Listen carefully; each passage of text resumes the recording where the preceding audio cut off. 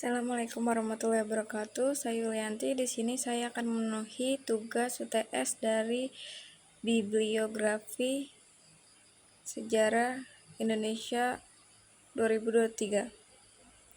Yang pertama adalah jelaskan definisi bibliografi sejarah serta penerapannya dalam penelitian dan pendidikan sejarah. Yang pertama itu definisinya, bibliografi sejarah ini merupakan daftar sumber informasi yang digunakan dalam penelitian atau pendidikan sejarah, dan daftar ini dapat mencakup buku, artikel, manuskrip, situs web, dan sumber-sumber lainnya yang relevan dengan topik sejarah tertentu. Nah, dalam penelitiannya sejarah ini, bibliografi ini dapat digunakan dalam menentukan sumber informasi yang relevan dengan topik penelitian yang mampu mengevaluasi kredibilitas sumber informasi serta menganalisis dan mensintesis informasi dari berbagai sumber.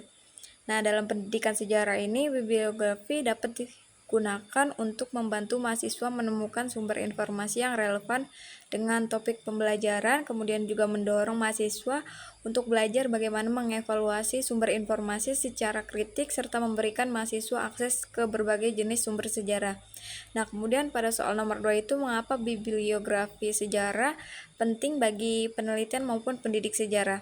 Nah, karena bibliografi sejarah ini menyediakan daftar pustaka yang relevan dengan topik penelitian ataupun pengajaran sejarah.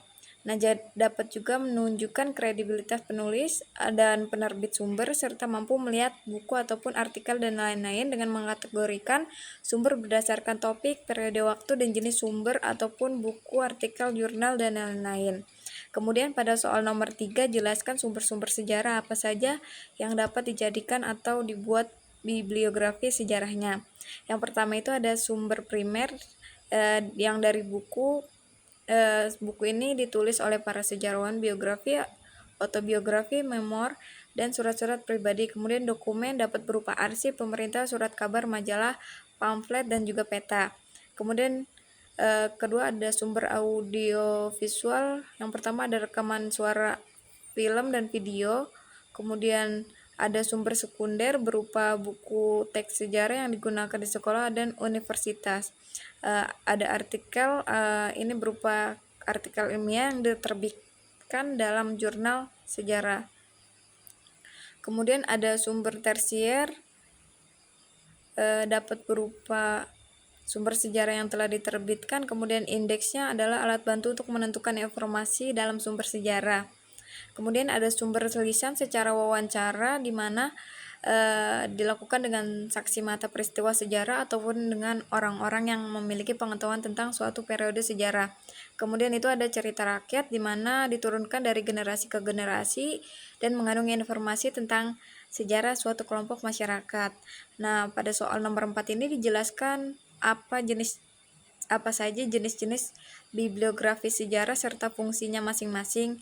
Yang pertama itu ada bibliografi nasional, mencakup seluruh karya sejarah yang diterbitkan di suatu negara, baik dalam bahasa nasional maupun bahasa asing. Nah, fungsinya ini untuk mempermudah para peneliti untuk menemukan karya sejarah yang relevan dengan topik penelitian mereka. Kemudian ada bibliografi internasional yang mencakup karya sejarah yang diterbitkan di berbagai negara di dunia. Nah, fungsinya ini memberikan gambaran lebih luas tentang perkembangan historiografi di seluruh dunia. Kemudian ada bibliografi regional yang mencakup karya sejarah yang diterbitkan di suatu wilayah tertentu seperti Asia Tenggara ataupun Eropa Timur. Nah, fungsinya ini membantu para peneliti untuk menemukan karya sejarah yang fokusnya pada wilayah tertentu. Kemudian ada bibliografi topikal yang mencakup karya sejarah yang membahas topik tertentu seperti revolusi industri atau Perang Dunia II. Kemudian apa sih fungsinya? Fungsinya itu untuk mempermudah para peneliti untuk menemukan karya sejarah yang relevan dengan topik penelitian mereka. Kemudian yang terakhir adalah biografi yang mencakup karya sejarah yang membahas tentang kehidupan dan karya seorang tokoh sejarah tertentu, yang fungsinya ini membantu para peneliti untuk mempelajari lebih lanjut tentang seorang tokoh sejarah tertentu.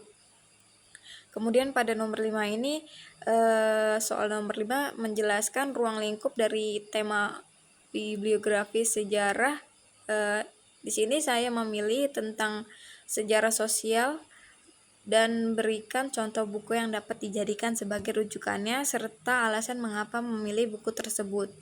Nah, ruang lingkup dari tema bibliografi sejarah sosial ini meliputi rujukan terhadap berbagai sumber tulisan yang membahas perkembangan sejarah suatu masyarakat, kehidupan sosial budaya, dan perubahan struktur sosial dari waktu ke waktu.